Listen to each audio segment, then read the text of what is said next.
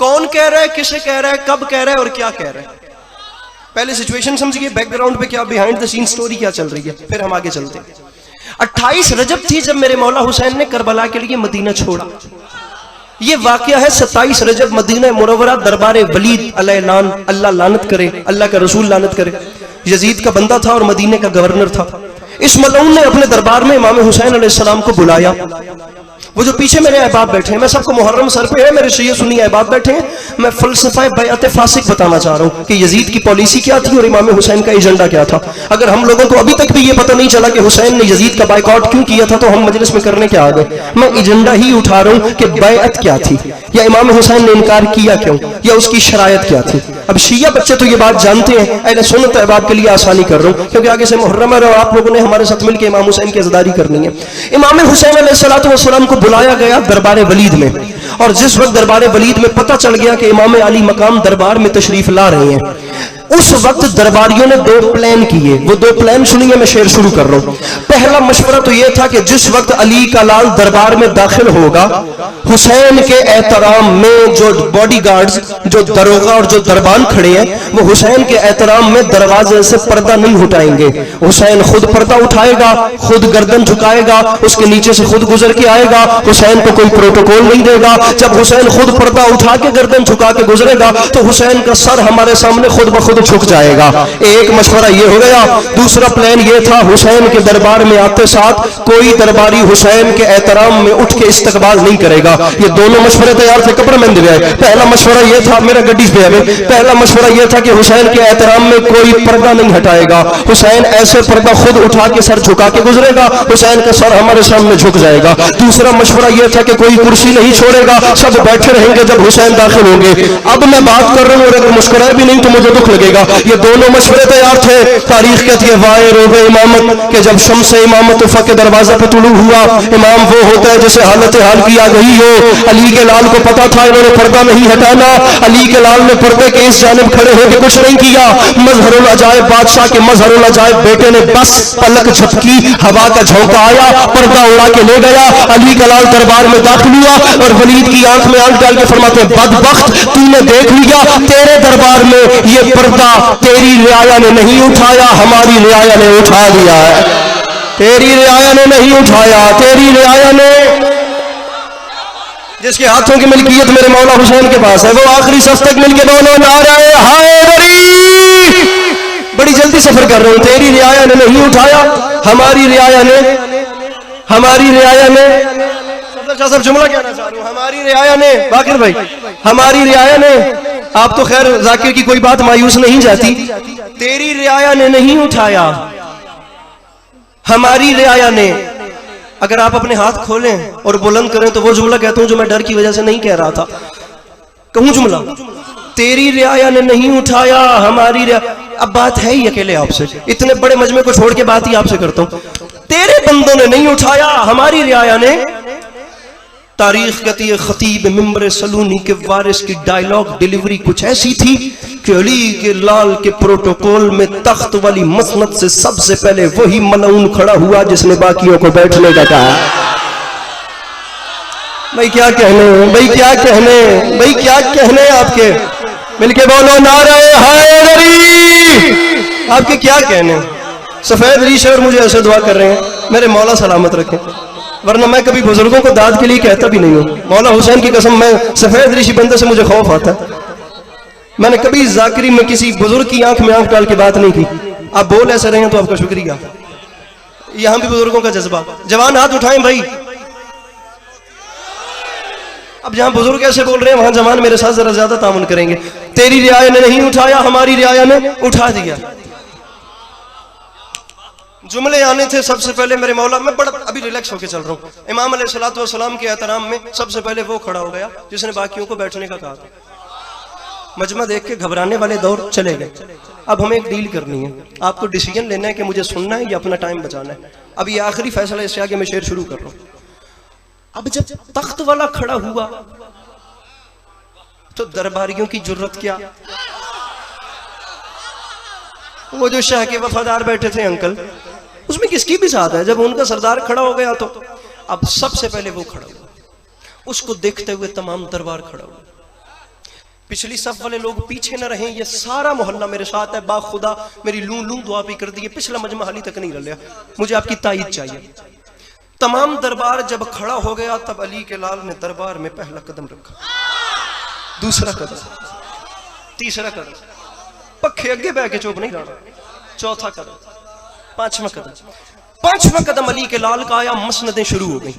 अली का लाल पंजतन का गरूर बन के अपने प्रोटोकॉल में चल रहा है। दाएं से बाप के दुश्मन का दरबार है, अब लुत्फ लीजिए। दाएं से आवाज आ रही है मौला मेरा सलाम, बाएं से आवाज आ रही है मौला मेरा सलाम, उधर से आवाज आ रही है मौला मेरा सलाम, वहां आगे से आवाज, मुल्तान अज़दारी मुझे बंदा बताना मेरे भाई मिस्र पे जो हाथ नहीं उठाता, वहां से आवाज आ रही है मौला मेरा सलाम, मौला मेरा सलाम, आका मेरा सलाम, सरकार मेरा सलाम, सरकार मेरी कुर्सी पे बैठे, सरकार मेरी मसनद पे बैठे, सरकार अब खड़े क्यों है, सरकार यहाँ बैठे, सरकार मैं साथ आता हूँ, सरकार सलाम कबूल कीजिए, सलाम सलाम सलाम सलाम। पर पंचायती ते डेरेदार माहौल कोई हाथ जड़ा लिए बास स्क्रीन कीमत दे उतनी जितना कम अज कम सफर करके जितने घंटे का आया वे, तमाम दरबारियों के सलामों से बेनियाज होकर पंजतन का गरूर चलता चलता वलीद के तख्त के सामने आया। इससे पहले मेरे इमाम कुछ कहते तो उसने कांपते हुए हाथ बांध के, सरकार बातें बाद में करेंगे, सरकार पहले आप मेरे तख्त पर बैठे। उसकी बादशाहत और तख्त को पांव की ठोकर मार के अली के लाल ने कहा, बदबख्त तुझे नहीं पता कुरान रहल के अलावा और कहीं आता ही नहीं है।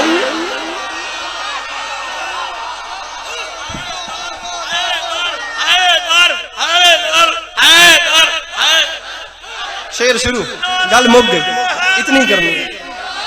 हमें सख्ती से शायरी पढ़ने का कहा गया है, लेकिन हम क्या करें, बात ना हो तो मसले का हल नहीं होता। अरे तुझे नहीं पता बदतमीज आदमी, कुरान रहल के अलावा और कहीं, कहां तेरी नजस मसनद और कहां सवारे दोष रिसालत। मैं अरे अरे अरे अरे यही तो कीमत चाहिए, इसी लिटरेचर पढ़ने की तो कीमत चाहिए।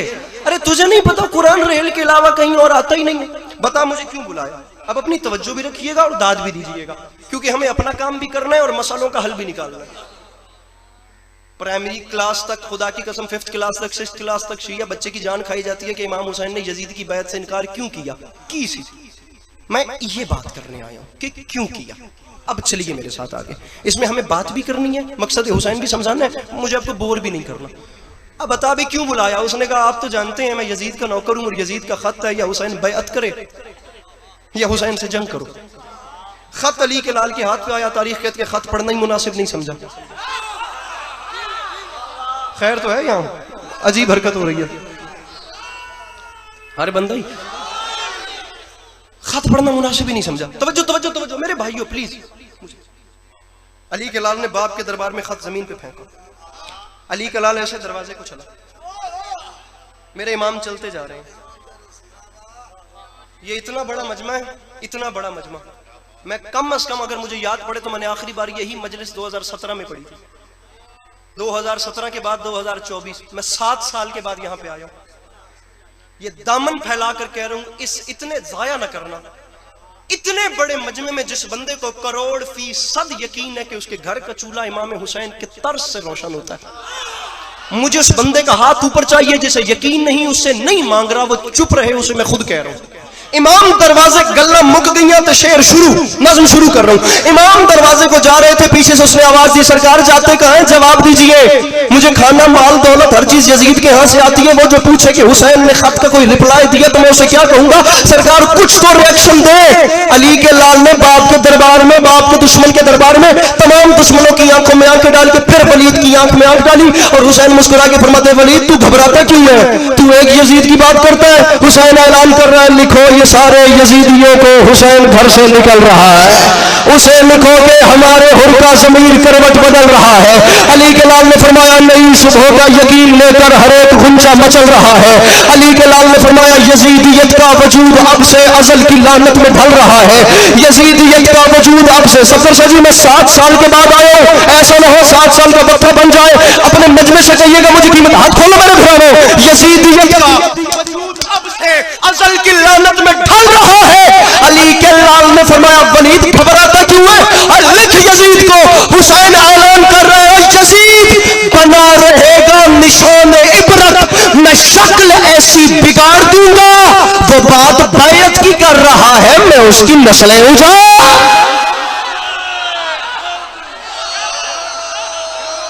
वो जो पीछे बैठे हो, जिसके हाथों के मालिक मेरे मौला हुसैन है, हाथ बुलंद करके मिलके बोलो हैदर हैदर।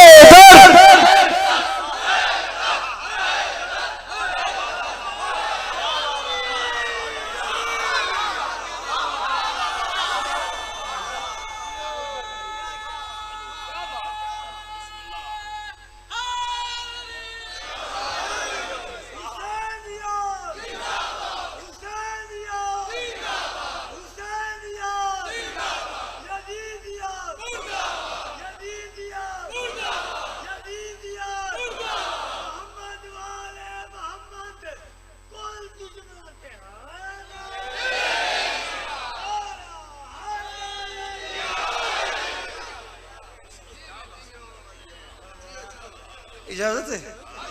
यजीदियत का वजूद अब से कल इंशाल्लाह कस्बा गुजरात 3 बजे सलाम करेंगे। सर मैं इससे अगली बात करता हूँ, आप यकीन कीजिए मैं खुशामद नहीं कर रहा। खुदा इनकी ज़िंदगी दराज करे।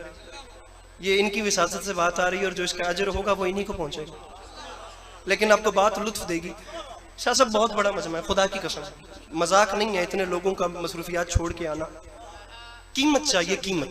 अब वो मुस्कुराहट की सूरत में हो या दाद की, जैसे भी है सर, हमें कीमत चाहिए।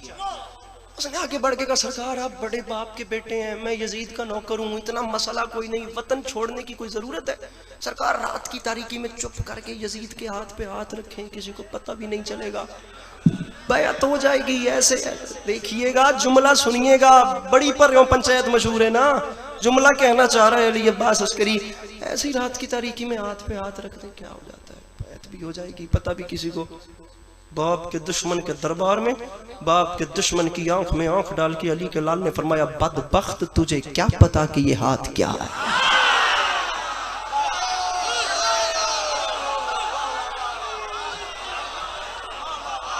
ऐनक वाले भाई, तुझे क्या पता, तुझे क्या पता? हमारे बड़े मोस्ट सीनियर जाकिर, बड़े वाजिबुल एहतराम बहादुर गाम शाह जी, खुदा जिंदगी दराज करे, जिस वक्त मौला अली की शादी पढ़ते हैं फरमाते हैं, ईद लें बोलन का मुकाबला। तुझे क्या पता कि ये हाथ क्या है? मेरे भाई, बैअत सिर्फ क्या होता है? ये ऐसे हाथ नहीं होता, ये एग्रीमेंट होता है, ये कमिटमेंट होती है, ये मुआहिदा होता है कि आज के बाद इस जिस्म की कायनात का मालिक तू। आपका ज़हन इस चीज को तस्लीम करता है कि वो शहजादा जिसने रसूल अकरम की जुबान चूसी हो, वो अपना वजूद किसी शराबी के सपुर्द करे।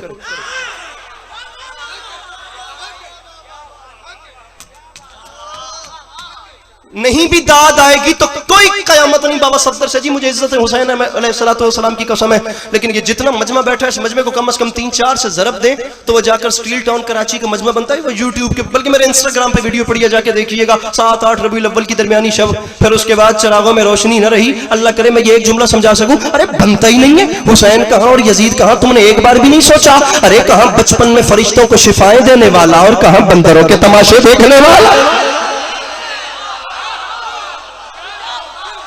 यही रहना, अब यही रहना मेरे भाई, नीचे ना बैठना, बल्कि खड़े हो जाओ।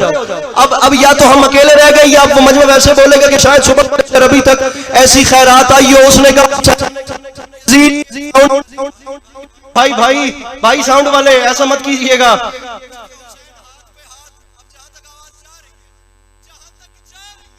उसने कहा यजीद के हाथ पे हाथ क्यों नहीं रखते? हुसैन फरमाते तुझे क्या पता ये हाथ क्या है? उसने कहा आप खुद बताएं कि ये हाथ क्या है। अब बाप के दुश्मन का दरबार है और हुसैन बता रहे हैं मेरा हाथ क्या है। बात इमाम हुसैन के हाथ पे है, किसी का हाथ नीचे न रहे। उसने कहा बताएं हाथ क्या है? अली के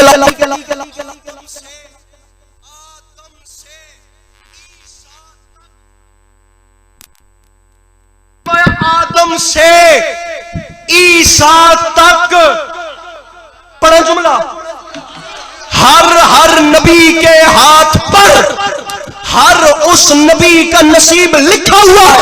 लेकिन मुझे देख, मेरी हथेली को अंबिया की नबूवतों का नसीब समझे। मेरी हथेली को अंबिया की, मेरी हथेली को अंबिया की, मेरी हथेली को अंबिया। मेरा अच्छा मेरे सामने मैं तेरे कौन आ वैसा। हुसैन फरमाते ये हाथ नहीं रख सकता और ये अकेला नसीब समझे, मेरी तबीयत की सल्तनत को नबी के बिल्कुल करीब समझे। अली के लाल ने फरमाया सवारे दोषे रसूल क्या है, रसूल जैसा खतीब समझे, और मुझे तो आदम समझ न पाए यजीद क्या बदनसीब।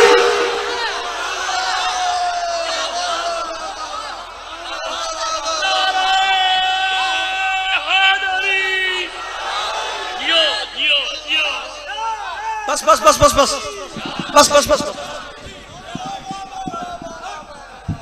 मुझे तो आदम समझ न पाए, मुझे तो आदम। अरे मेरे शर्मीले शर्मीले भाई, क्या हो गया भैया? कड़क के दाद आए, मोढ़े चाह के ढा के नहीं टिक के। मुझे तो आदम समझ न पाए, मुझे तो आदम समझ न पाए यजीद क्या। अरे फलसफा बैत फासिक बयान हो रहा है।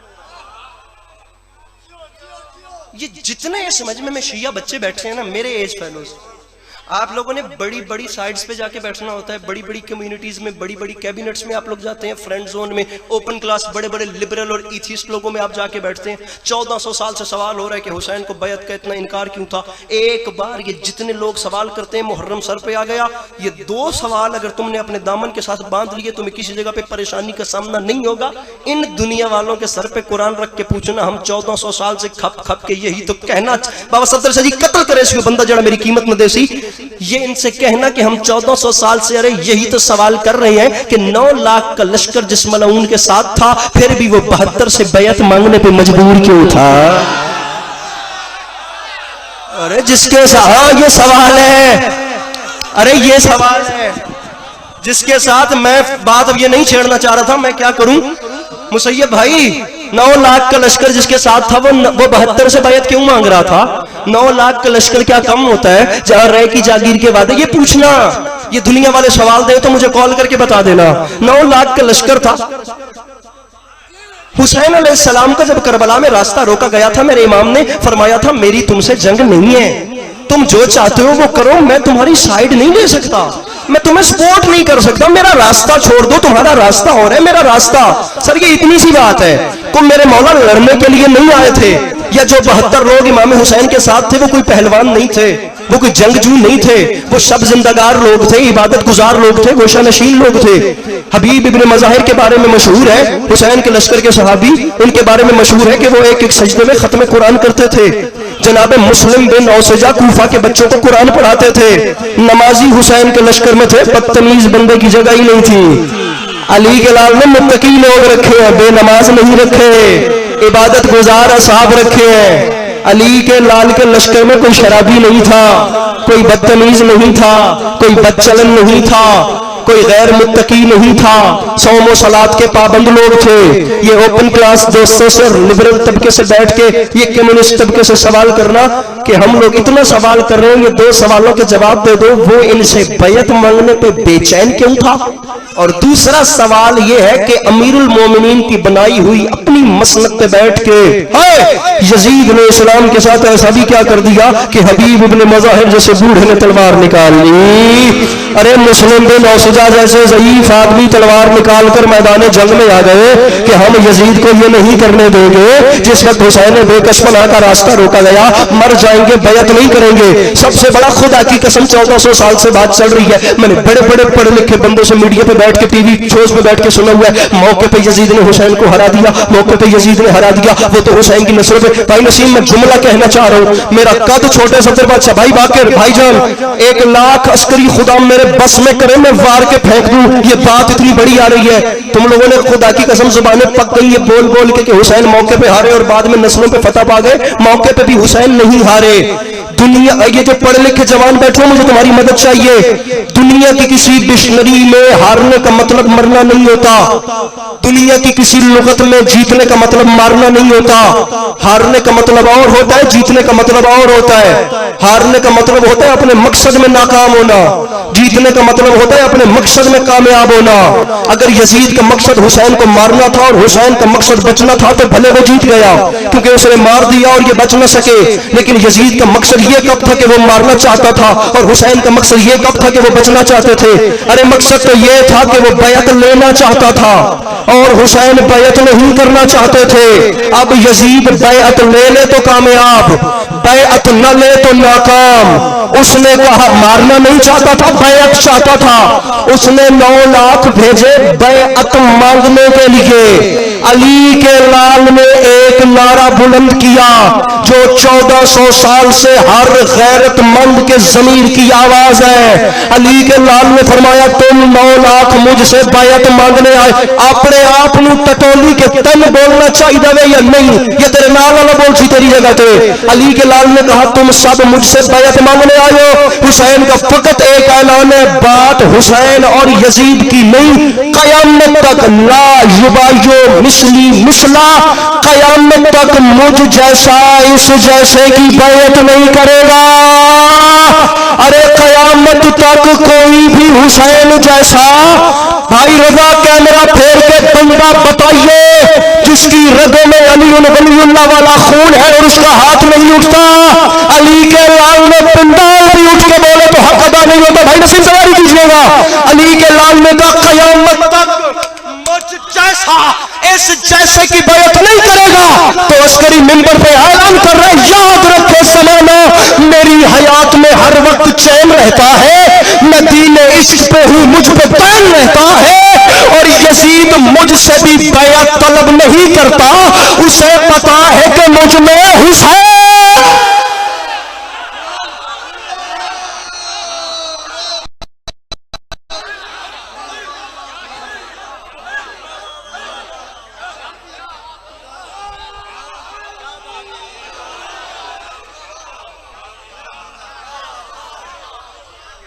गुजारिश मेरी समझ में आ रही है आप लोगों?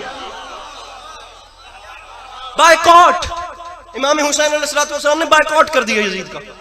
क्यों? क्योंकि वो इस्लाम, दीन इस्लाम की बनाई हुई मसनद पे बैठ के अपनी मर्जी से हुकूमत कर रहा था।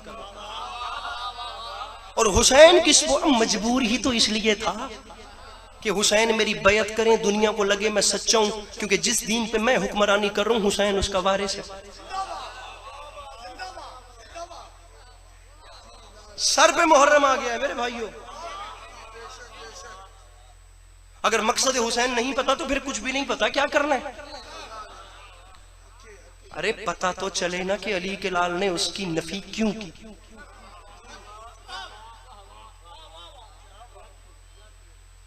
मजमा देखने नहीं आया, खुदा की कसम मैं शिया सुन्नी भाइयों से खिताब बात करने आया, मैं अपना मैसेज, अपना नजरिया देने आया, अपनी कौम की तर्जुमानी करने के लिए आया।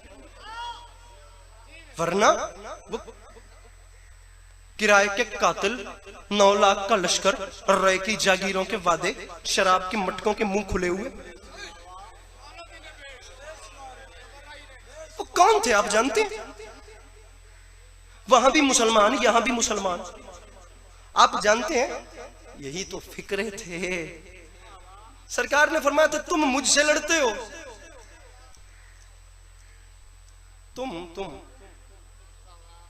तुम वही नहीं हो वो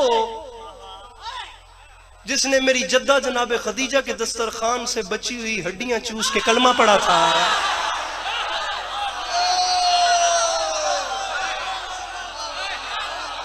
बाकिर भाई उर्दू पढ़ना जुर्म है।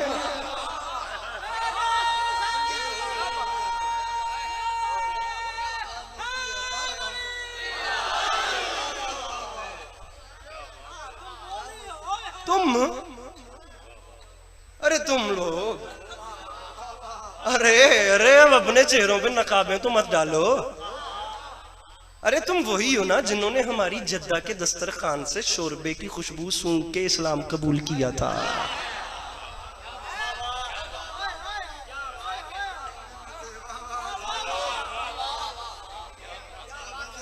आप लोग ये सुनने के आदी नहीं होंगे। आप लोगों को एक सर्कल के गिर्द घुमा दिया गया है, लेकिन अपने मिजाज से हटके भी चीजों को सुनिए। दुनिया बहुत हसीन है। कभी कभी कभी कभी कभी अपने दायरे से निकल के देखिए, दुनिया बड़ी हसीन है।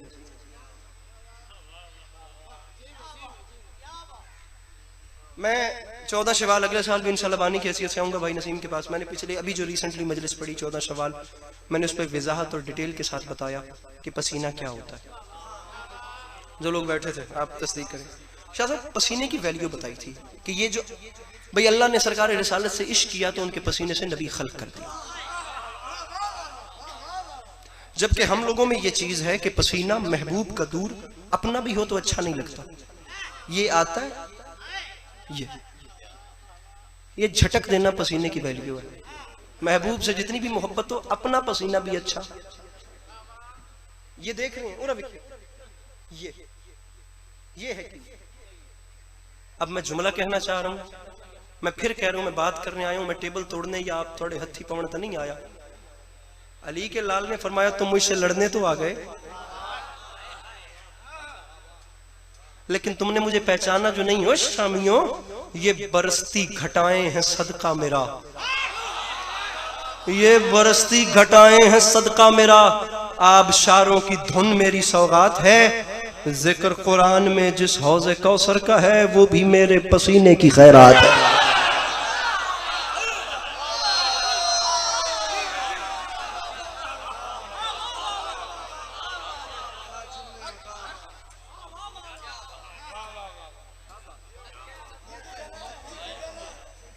फिर पढ़े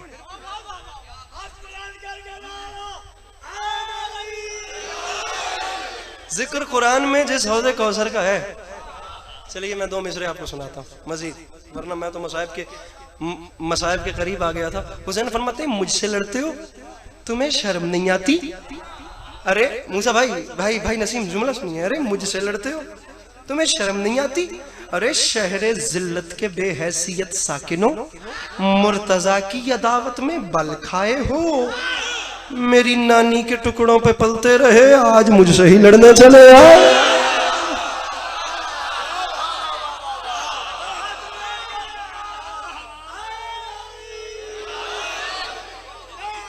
सर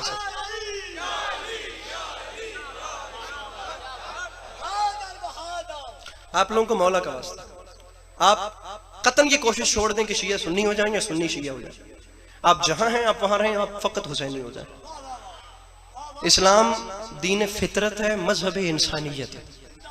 आप लोगों को मौला का वास्ता, मेरी पूरी मजलिस भूल जाइएगा, लेकिन प्लीज किसी दिन ये तमाम तासुबी दीवारें तोड़ के मजहबी हुदूद से बाहर निकलकर ये शिया सुन्नी की बहसों से हटकर अगर आप मकसद हुसैन अलैहिस्सलाम पे चलना चाहते हैं तो इन तमाम चीज़ों को छोड़ के ना रोड पे बैठे हुए किसी गरीब को उठाकर इतना पूछिएगा भैया तुम्हें प्यास तो नहीं लगी? बेटा मैं तुम्हारी कोई हेल्प कर सकता? भाई तुम ठीक तो हो? अंकल आपको कोई चीज़ तो नहीं चाहिए? ये है इंसानियत की खिदमत और यही की है मेरे मौला हुसैन। शिया सुन्नी की तकसीम नहीं की, मौला की कसम नहीं की यार। किसने कह दिया? हुसैन तो इंसानियत को बचाने गए थे। हुसैन अलैहिस्सलाम सर मेरी बात सुने, कुरान का एजेंडा, इस्लाम का नजरिया, मेरे आका का कौल फेल और खुदा का फरमान, ये 4 चीजें इमाम हुसैन के साथ थी। इनको लेकर इमाम हुसैन चले। हुसैन इस्लाम का नजरिया लेकर आए थे और इस्लाम मुसलमानों के लिए नहीं है, इस्लाम बीमार इंसानियत के लिए शिफा है। जब दवा बनती है तो वो शिया सुन्नी के लिए नहीं बनती, मरीज के लिए बनती है। आपने कभी ऐसा देखा कि पैनाडोल के पत्ते के ऊपर लिखा हो कि शिया खाएं सुन्नी ना खाएं? अरे बीमार खाए। अब जो भी बीमार है वो हुसैन बेकस बना के शिफा खाने में आ जाए। आपका शुक्रिया सर, आपका बहुत शुक्रिया, मैं आपको सलाम करूं। यही मतलब है। लड़ाइयाँ छड़ाइयाँ ये चीज़ें चलती आ रही हैं, चलती रहेंगी, खुदा इनके कोई फायदे नहीं है। हुसैन बेकस बना का यही तो दुख है। 1400 साल से ये हुक्म पूरा कर रहा हूँ, इसके बाद मसाइब पढ़ रहा हूँ और वो बात अब मिल रही है तो हुक्म पूरा कर रहा हूँ, वरना ये हुक्म भी पूरा ना करता मैं डायरेक्ट मसाइब पढ़ता। यही तो दुख है। क्या होगा अदावत का सबूत इससे बड़ा? और कुरान में लिखा और है, दुनिया ने पढ़ा और। किधर गए हो? अब मेरे सोने सोने दिमाग में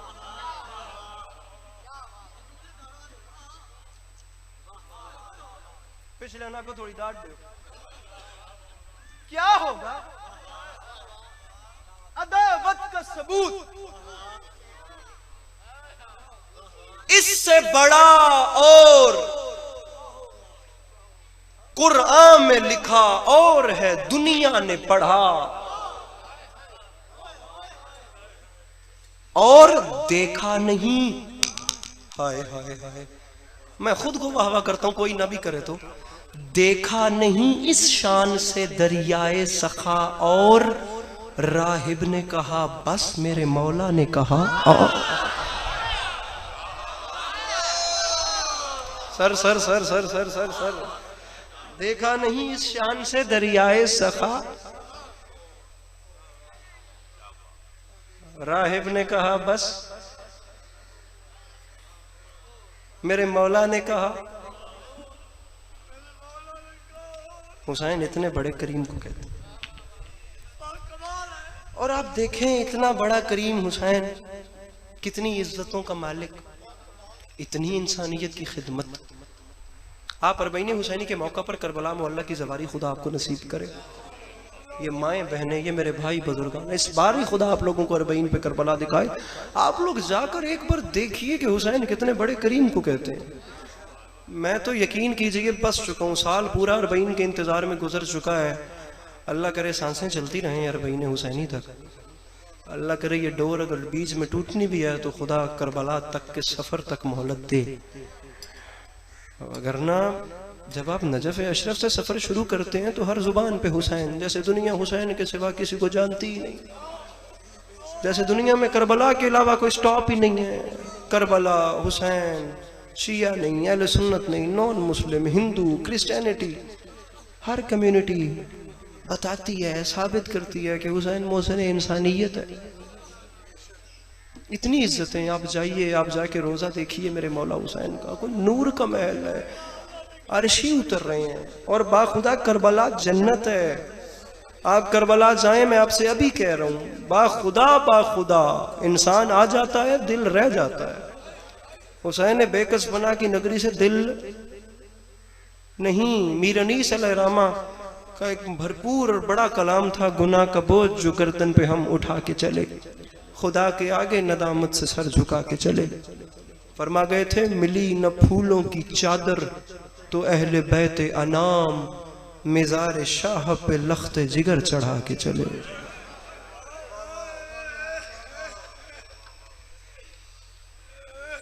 मैं हुसैन बेकसपना का जिक्र करना चाह रहा हूँ क्योंकि मेरा यकीन है इन मस्तूरात के पर्दे में इसी हुसैन बादशाह की टूटी हुई पसलियों वाली माँ,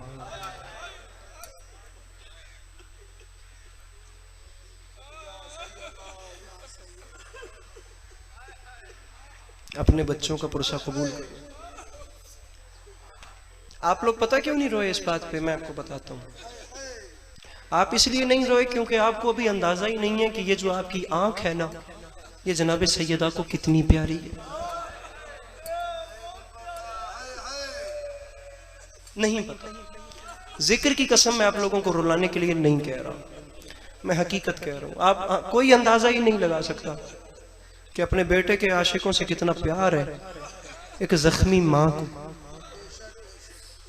नॉर्मल ना समझिएगा, ये दुनिया इस कसौटी पे मजबूर है कि हर काम तो चलो अदाकारी से किया जा सकता है, लेकिन जबरन आंख से आंसू नहीं गिरता। आंसू तब गिरता है जब यहां दर्द होता है, दर्द तब होता है जब यहां हुसैन की कब्र होती है। और ये जो आंसू गिरता है ना, ये कतरा नहीं होता। मीर अहमद नवेद साहब के शेर का ख्याल है कि मैं इस आंसू का वजन कैसे बयान करूं, इसमें करबला बंद है। इस एक कतरे में पूरी करबला बंद होती है। ये जो आप आंखों से गिरता हुआ जाने देते हैं, ये नहीं गिरता मेरे भाइयों। इज्जत हुसैन की कसम, मुकद्दमीन पड़ गए थे, टूटी हुई पसलियों वाली माँ हर आंख के नीचे अपना रुमाल रखती।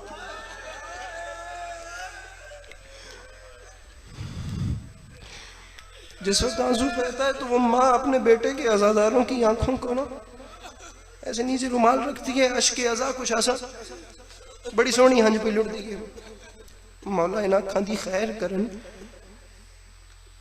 ऐसे ढेर सारे माँ आंसू इकट्ठे करके खुल्दे बरीन में जाती है, अपने बेटे के जख्मों पे ना उन आंसुओं को लगाती है। आपकी आंखों के आंसुओं में इतनी बरकत है कि उन आंसुओं से हुसैन बेकसपना का हर जख्म भर जाता है। अब मेरी माएँ बहनें अगर हाय करें तो मैं जुमला कहूँ, हर जख्म भर जाता है। नहीं भरते तो दो जख्म नहीं भरते, क्योंकि वो गरीब सैयदा के जिस्म पे नहीं दिल पे हैं। एक जख्म है अकबर की बरछी का। अरे अरे अरे अरे अरे हाय हाय हाय। मेरे भाई हौसला, बड़े हौसले से जुमला सब, मुझे थोड़ा सा मसाइब पड़। दूसरा जख्म है जनाब सैयदा फातिह शाम की चादर का जख्म। ये बहुत बड़ा दुख है, इज्जत का दुख, बाखुदा बड़ा दुख है, यकीन कीजिए बड़ा दुख है। चले मैं सिर्फ इतना बताता हूँ, मैं ज्यादा नहीं पढ़ता, मैं सोच रहा था मैं क्या पढ़ूं, मैं सिर्फ इतना बताता हूँ कि अज़ादार से प्यार कितना है हुसैन बादशाह की अम्मा को। बस यही सुनिए और मैं जा रहा हूँ। आप लोगों को मुझे यकीन है आज के पूरे दिन में ये मजमून किसी ने नहीं सुनाया होगा। कितना प्यार है एक अज़ादार से जनाब सैयदा इमाम हुसैन। अब हाय करते आइएगा, मैं आप लोगों की शान बयान करने लगा। इमाम हुसैन अलैहिस्सलाम की आमद से कुछ लम्हे, कुछ अरसा कबल जनाबे सैयदा ने अपने बाबा सल्लल्लाहु अलैहि वसल्लम को एक दिन बुला के फरमाया कि बाबा रसूल अल्लाह, आप आलमीन के लिए रहमत हैं, और बाबा मैं बड़े कर्ब में हूँ। बेटी सैयदा खैर तो है। फरमाया बाबा मैं बड़े दुख में हूँ। बाबा ये हुसैन कैसा बच्चा है। अभी मेरे मौला तशरीफ नहीं लाए थे। बाबा मुझे कभी कभी मेरे नूरी हिजाब से एक रोते हुए बच्चे की आवाज आती है, और वो आवाज रो रो के कहती है, या उम्मा हो अनबनों के अतशान, अम्मा मैं तेरा प्यासा हुसैन।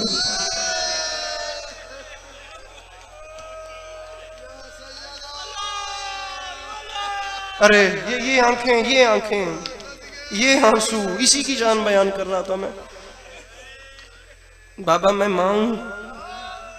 नसीम भाई मैं अभी तक मसाइब खुल के नहीं पढ़ सका, इस पूरे इलाके में 4-5 बार आया हूं। बाबा मैं मां हूं। बाबा बर्दाश्त नहीं होता। ये जितनी मेरी माएँ बैठी हैं, मामा तो सांझी हो गई सारे दी। मेरी अपनी माँ 2.5 साल हो गए दुनिया से पर्दा कर गई। मैं आप लोगों को, मैं आपको माँ कहता हूँ, आप मुझे बेटा समझिए। और आप जितनी मेरी माएँ बैठी हैं, लम्हे के लिए मुझे बेटा, आप मेरी माएँ हैं, मुझे बेटा समझिए। और एक माँ होने के नाते सोचिए कि कायनात की सबसे अफजल तरीन माँ का दुख कितना बड़ा था। बाबा मैं माँ हो के बर्दाश्त नहीं कर सकती। बाबा कभी कभी नूरी हिजाब से आवाज आती है, या उम्मा हो अनबनों के उरियान, अम्मा मैं तेरा बेकफन बेटा हूँ।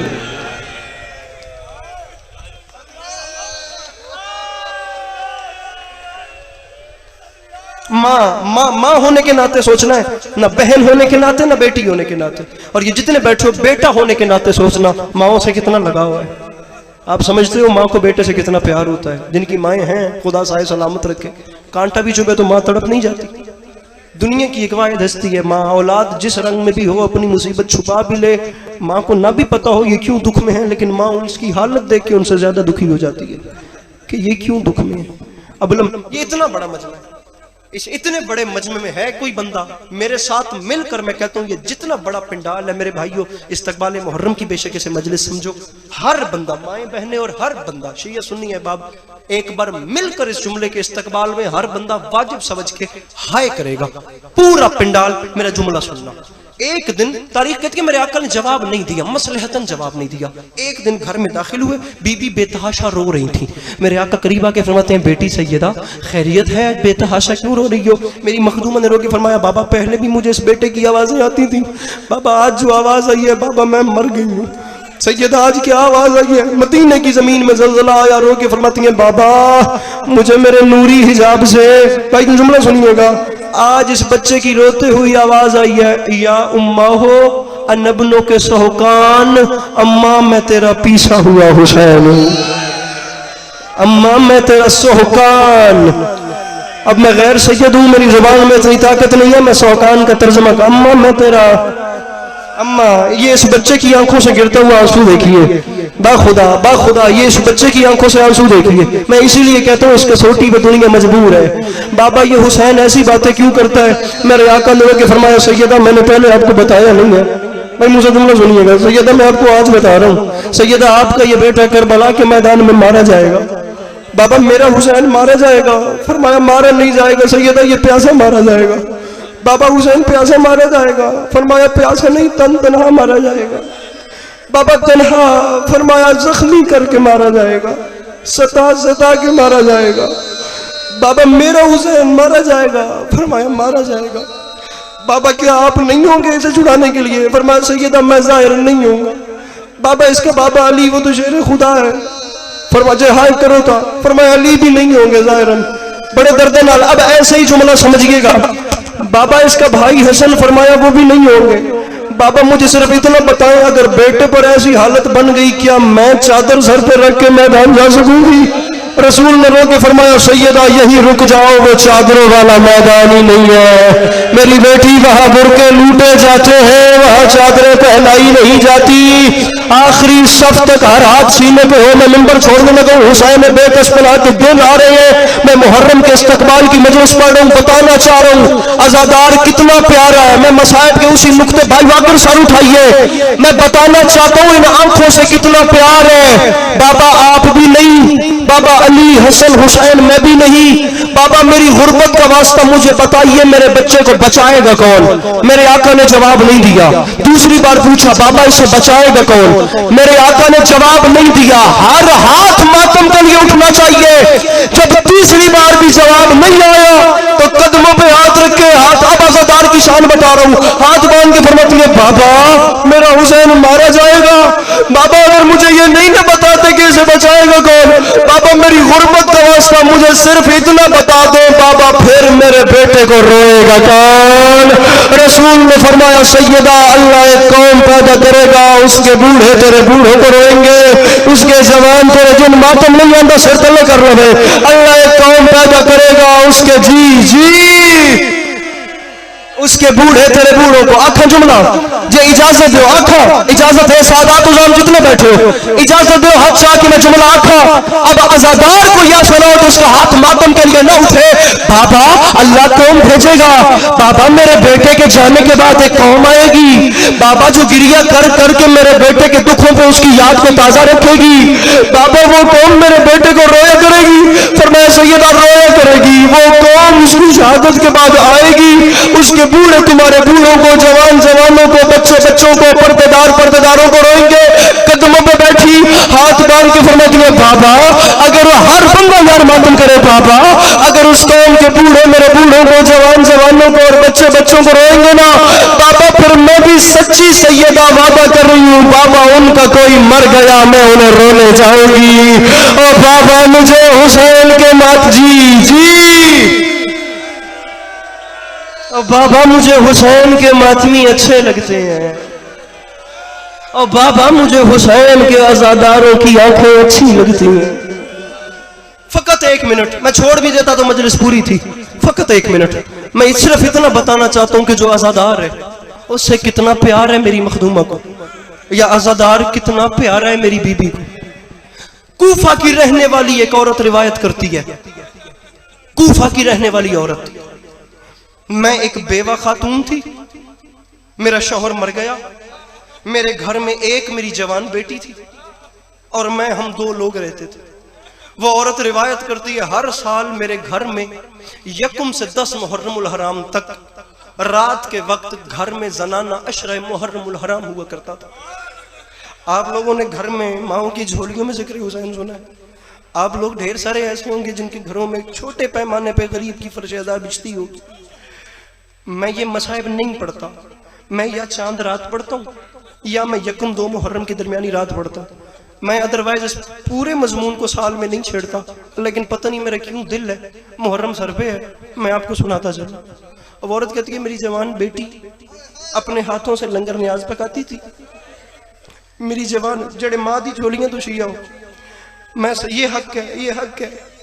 वो औरत कहती है मेरी जवान बेटी अपने हाथों से फर्श अज़ा बिछाती थी, वहां मस्तूरात बैठ के गरीब को रोया करती थी।